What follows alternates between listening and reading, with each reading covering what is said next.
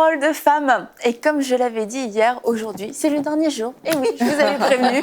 Ça sert à rien de « Oh, quoi déjà ?»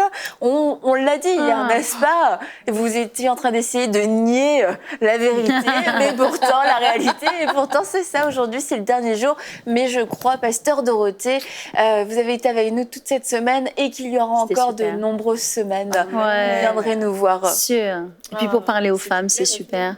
C'est merveilleux de s'adresser à nos sœurs et de les encourager, de les exhorter, de les aider. Et ça, c'est... Et d'ailleurs, si vous avez un témoignage à nous partager suite à toutes ces émissions, si vous avez vécu quelque chose de spécial que le Seigneur vous a visité, vous avez une réponse à vos prières, vous avez vécu un brisement dans la joie et dans la paix, vous pouvez nous écrire à paroledefemme@emcitv.com et nous serons très heureuses et très bénies et encouragées de pouvoir voir ce que le Seigneur fait à travers cette émission. Ça nous bénit aussi, on a besoin d'être encouragés de temps en temps.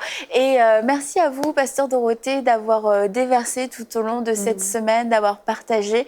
Et on va continuer aujourd'hui en parlant de Rahab, la fin heureuse. Et oui, parce que même si on est au terme de cette semaine, c'est une fin heureuse. On a été bénis, on a été vraiment encouragés. Et je crois qu'on a toutes reçu quelque chose chez vous, mais nous aussi sur le plateau, on a aussi vraiment reçu.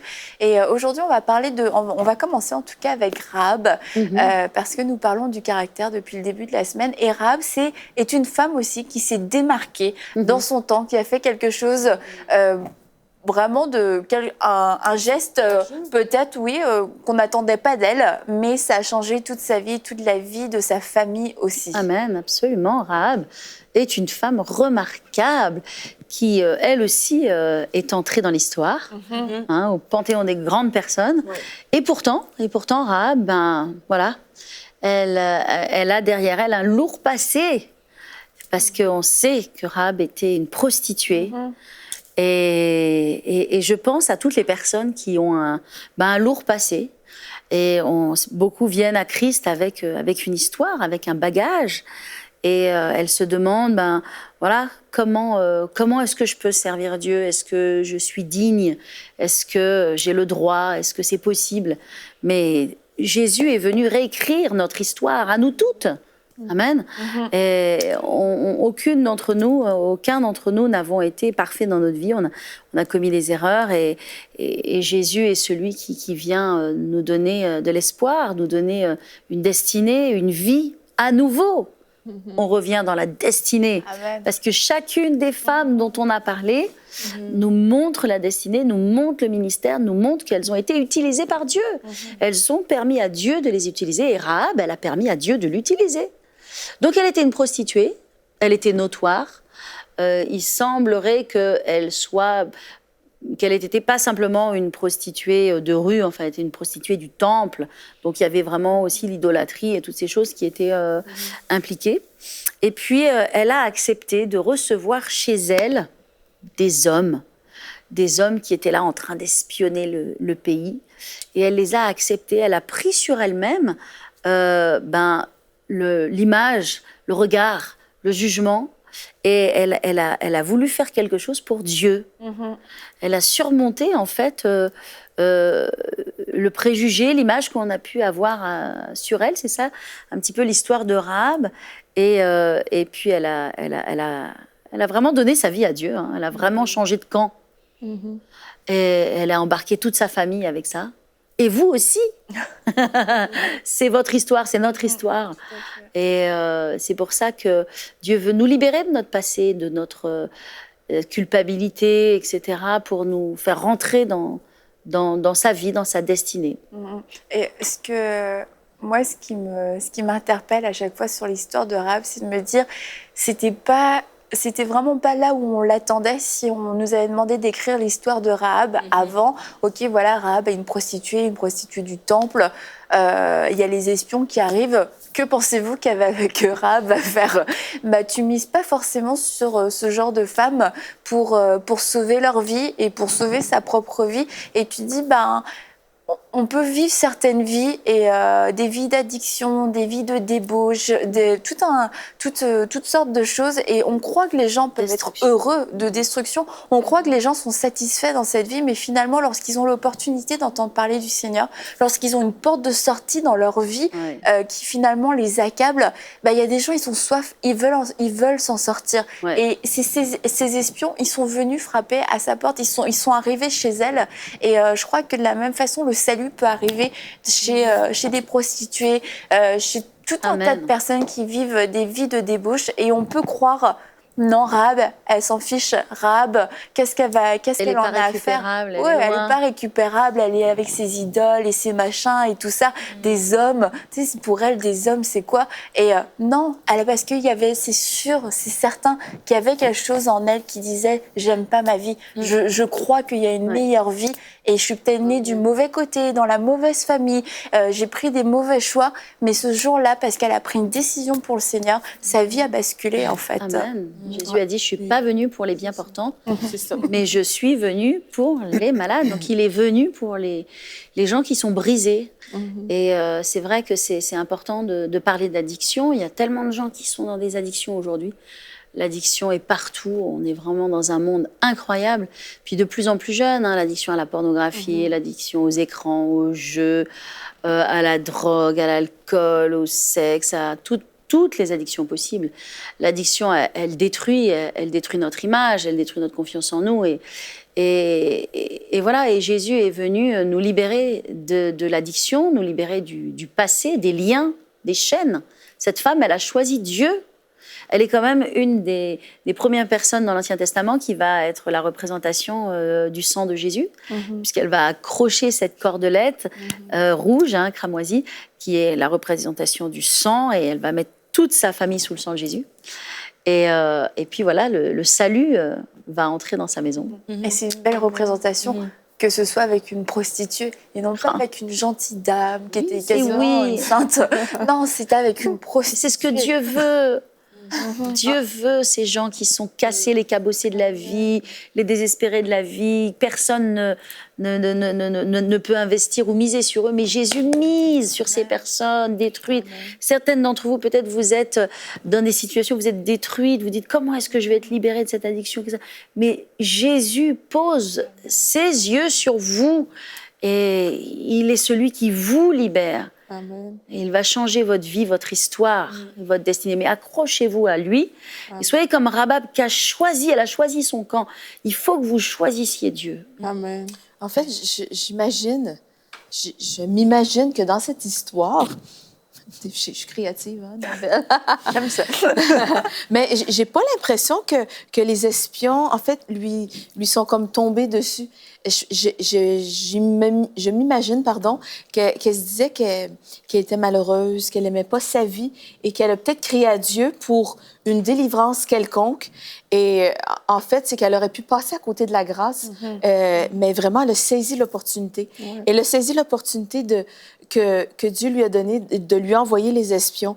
Et c'était comme un soudainement dans sa vie. Et ce soudainement dans sa vie a complètement fait basculer sa destinée, sa vie, et a transformé aussi la vie complète de sa famille. Et je crois aujourd'hui qu'il y a des personnes qui nous écoutent et Dieu veut faire vivre un soudainement. Vous avez crié à Dieu et vous vous demandez, mais quand est-ce que Dieu va agir?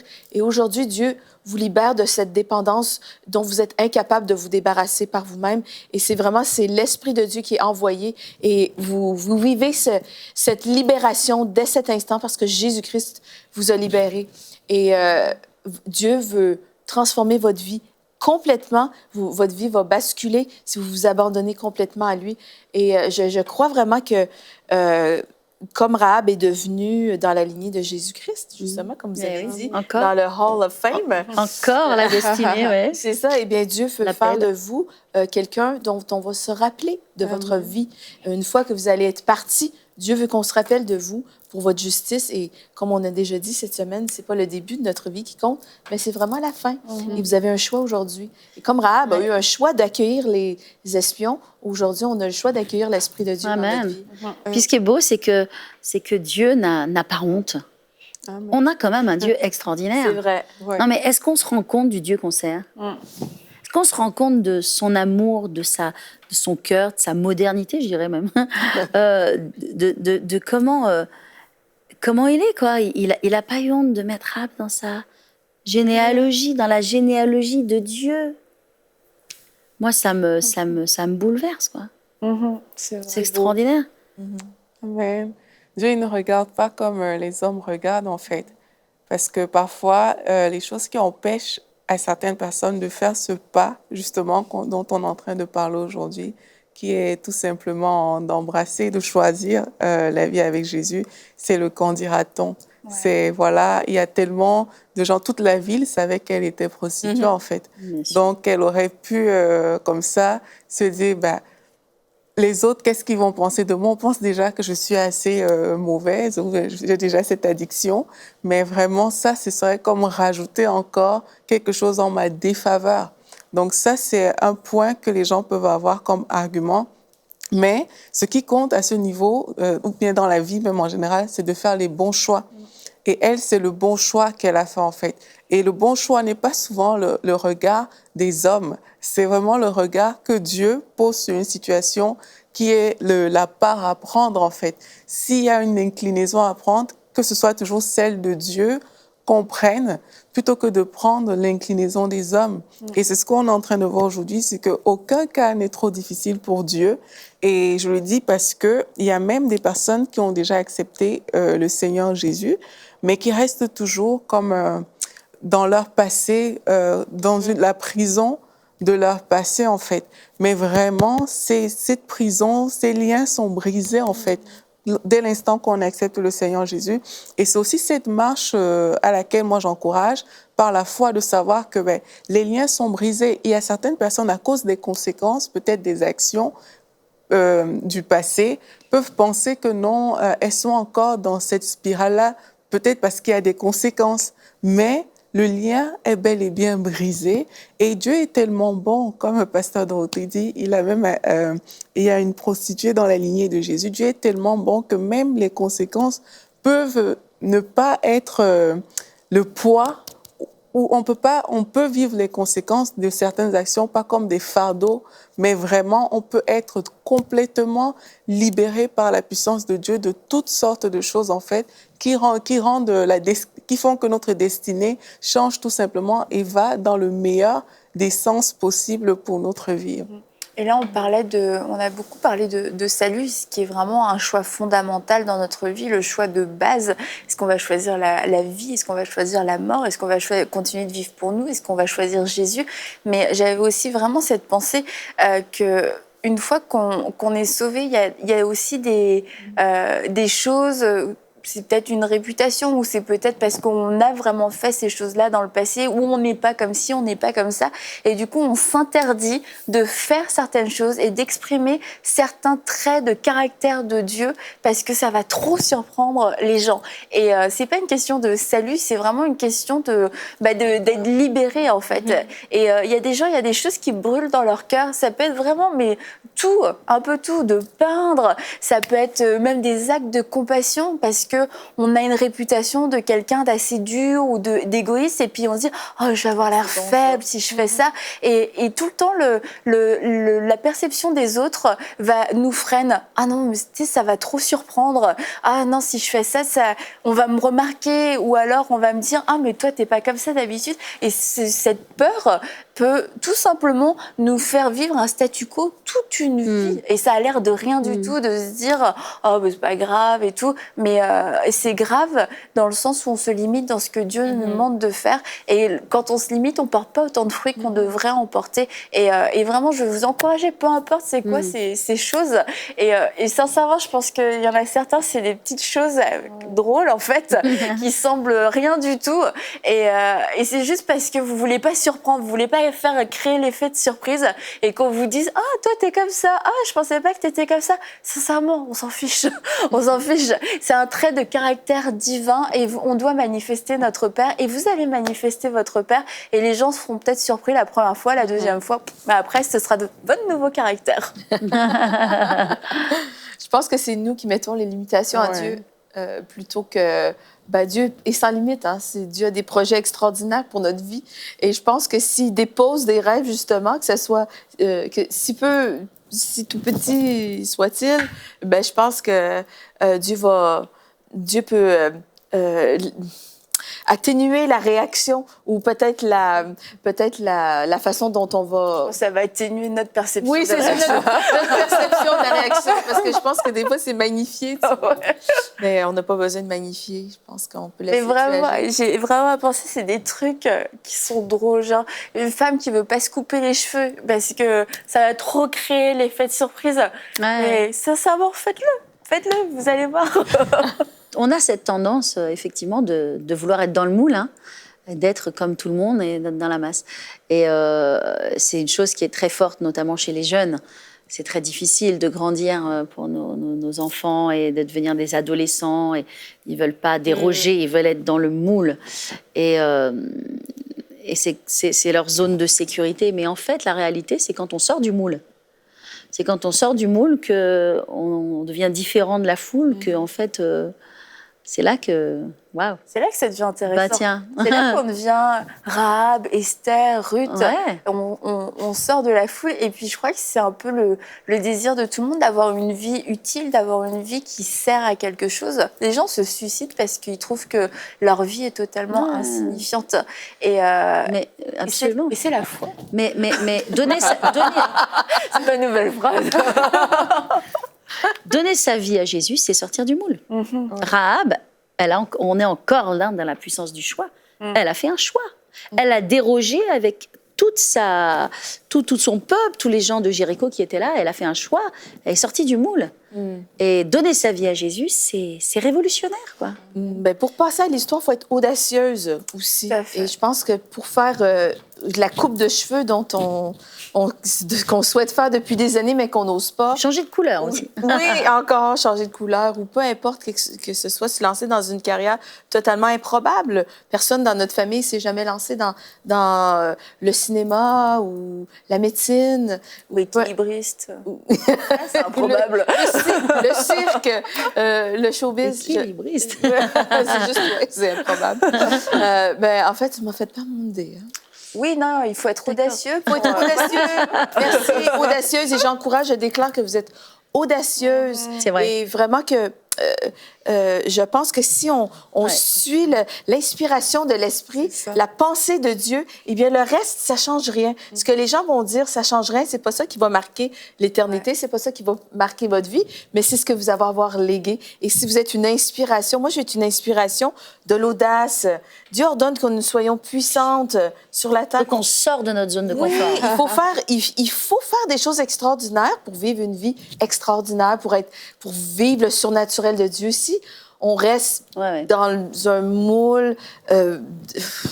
Mais quelquefois, même le surnaturel, ça fait peur à des personnes parce qu'elles ne veulent pas se faire remarquer. C'est super, je trouve. Mais regarde Sarah, elle voulait, ils sont, on veut un enfant et tout.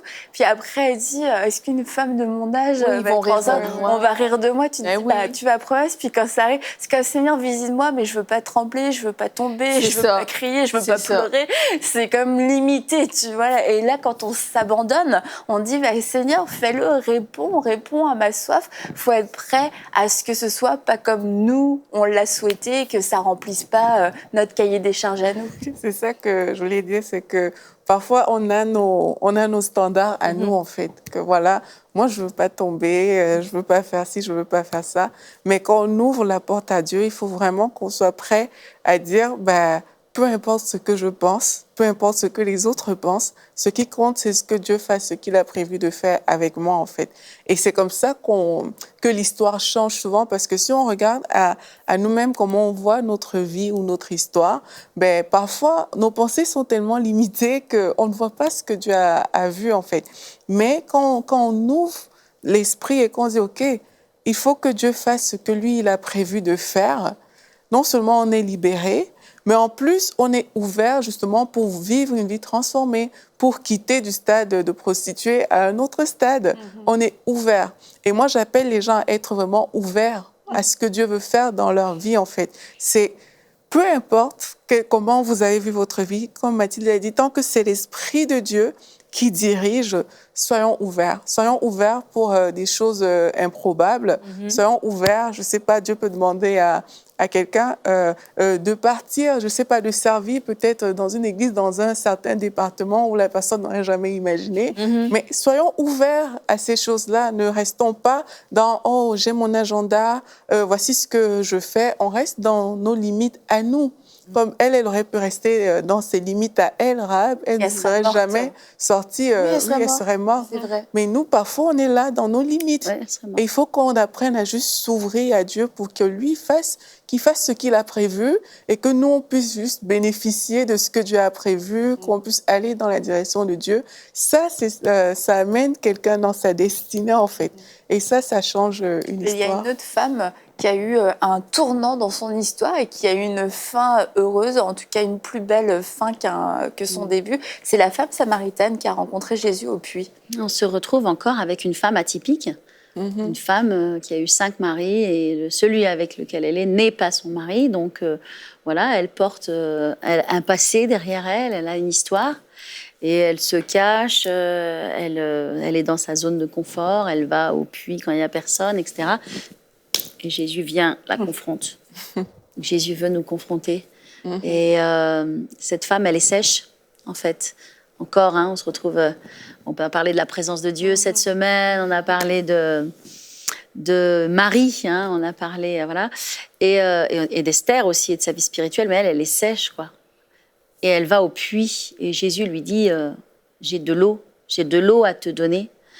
Et on voit qu'elle a reçu l'eau de Dieu. Et elle qui allait au puits, elle est devenue un puits. Elle était sèche à l'intérieur, et d'un seul coup, ce puits à l'intérieur d'elle est devenu une rivière. Et comment on sait que c'est devenu une rivière? C'est-à-dire, premièrement, elle a été restaurée à l'intérieur, c'est ça que j'appelle le puits, en fait. Puis après, une rivière, c'est quelque chose qui se communique aux autres. Elle a couru, elle a lâché sa cruche, elle a couru dans toute la ville, et elle s'est plus occupée qu'elle était la femme aux 5-6 maris, voilà. Et elle a prêché l'évangile, elle est devenue une rivière de bénédiction pour le monde. Donc elle est sortie de son image, elle est sortie de sa zone de confort, elle est sortie de ce qui allait la retenir. Donc elle était sèche, elle est devenue un puits, elle a pris l'eau de Dieu et elle est devenue une rivière pour les autres. Et Dieu l'a utilisée. Et j'ai une pensée pendant que vous parlez pour des mères de famille, des mères monoparentales qui sont... C'est pas comme elles, mais c'est juste par rapport à la cruche elles ont cette responsabilité de ramener de l'argent. Et cet argent, c'est la cruche.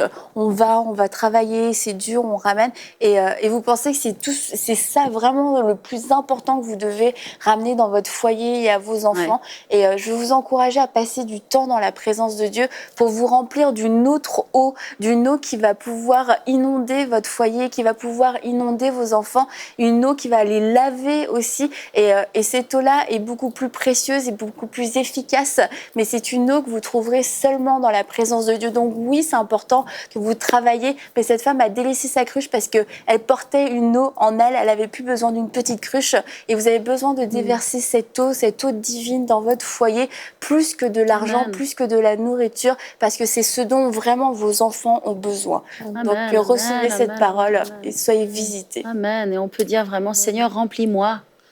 Remplis mon vase, remplis mon puits. On a besoin de ton eau. Amen.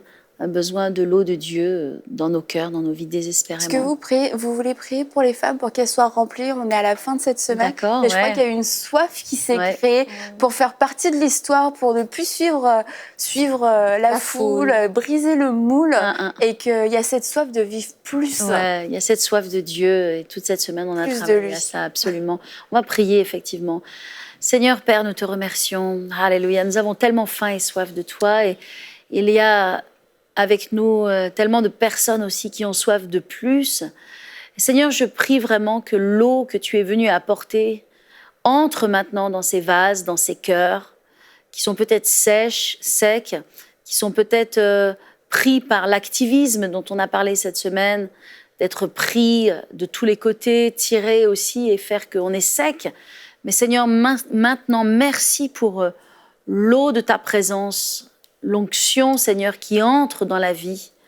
Seigneur, de tes filles, Père, au nom puissant de Jésus, afin qu'elles deviennent un puits, une source d'eau vive. Tu as dit que de notre sein sortira des eaux vives, Alléluia. des rivières d'eau vive. Tu veux qu'on soit remplis, Seigneur, de sorte que on se déverse sur les autres. Et je prie et je libère, Seigneur, cette onction maintenant, Seigneur, dans la vie de tes enfants, Seigneur, au nom de Jésus. Alléluia. Amen. Amen. Amen. Merci beaucoup, Pasteur Dorothée, d'avoir pris le temps de venir nous voir, de venir nous bénir et de venir bénir toutes ces femmes dans la francophonie. Et comme je l'ai déjà partagé tout au long de cette semaine, nous voulons vraiment que EMCI aille dans une nouvelle saison, mais aussi Parole de Femmes. On veut que Parole de Femmes aille dans une nouvelle saison. Et puis, on a parlé de beaucoup de femmes et on voit que les femmes ont joué des rôles vraiment majeurs en fait dans l'histoire, ont fait des choix, ont pris des décisions pour les intérêts du royaume. Et aujourd'hui, je crois qu'il y a des femmes de Dieu qui nous suivent et vous avez un cœur pour le royaume. Vous voulez voir des âmes être sauvées. Vous ne voulez pas vivre pour vous-même. Vous ne vivez pas pour une voiture, une maison, des coiffures. Non, c'est votre vie, elle est supérieure. Et vous vous demandez, mais comment est-ce que je peux vivre cette vie en m'abandonnant complètement? Et je crois sincèrement qu'une des façons de vivre cette vie d'abandon, cette façon de vivre cette vie d'adoration, c'est de semer, tout simplement, et de semer dans des terrains qui sont fertiles. Et je crois que si vous regardez cette émission, vous croyez que MCI est un bon terrain. Alors, je vous encourage à soutenir cette œuvre, à soutenir EMCI pour que cette émission puisse aller plus loin, qu'on puisse toucher encore plus de femmes, qu'il y ait des femmes qui soient révolutionnées dans leur vie spirituelle, des femmes qui soient libérées de la religiosité, des femmes, des Ruth, des Esther qui puissent émerger dans notre génération et faire la différence. Alors, vous pouvez, mesdames et mesdemoiselles, devenir tout de suite partenaires, faire partie de ces 8000 partenaires. Et je crois que dans ces 8000 partenaires, il y aura de nombreuses femmes. Et vous pouvez donc les rejoindre en allant sur le site emcitv.com/8000 et devenir partenaire. Et on vous remercie parce que les femmes ont un grand cœur, je crois, et ont un cœur de générosité. Amen. Et on est ensemble et on veut vraiment apporter l'évangile chez les femmes particulièrement. Et c'est notre cause à toutes. Alors vraiment, merci beaucoup à vous toutes. Et on se dit à très bientôt pour une prochaine émission de Parole de Femmes. Et encore merci, Pasteur Dorothée. Merci, Annabelle. Peut-être vous êtes déjà posé la question de savoir, mais comment puis-je transformer des vies autour de moi? Eh bien, c'est possible en faisant partie des 8000 partenaires de MCI. Dès maintenant, donnons pour faire entrer EMCI dans une nouvelle saison. Pour faire votre don, rendez-vous sur emcitv.com/8000.